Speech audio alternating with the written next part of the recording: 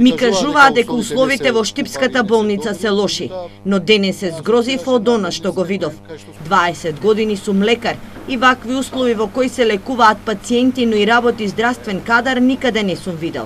Со овие зборови министерот Таравари се обрати кон новинарите, откако ја заврши првата протоколарна посета на Штипската клиничка болница. Видов тоа што никогаш не сум го видел во ниедна болница 20 години како лекар што сум бил.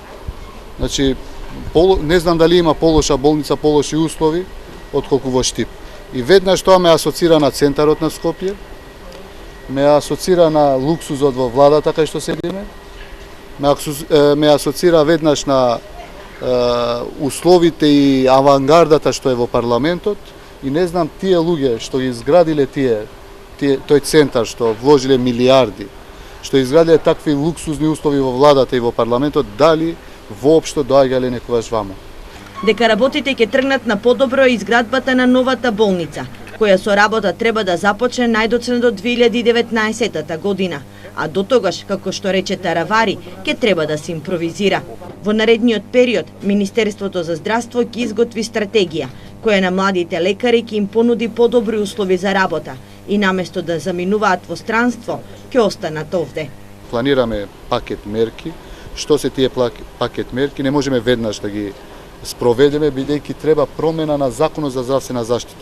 Што планираме со тоа? Планираме вработување, огромен број на доктори, над 400 специализации се надевам во скор период ќе пуштиме, за да ги мотивираме да остануваат тука.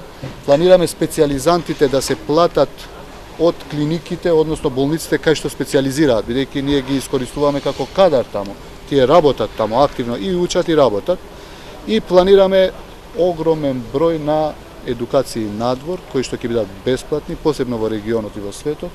При денешната посета, министерот Таравари вети покачување на платите кои ќе стартуваат од наредната година, а ги пофали и лекарите, кои во одредени ситуации прават и надчовечки напори.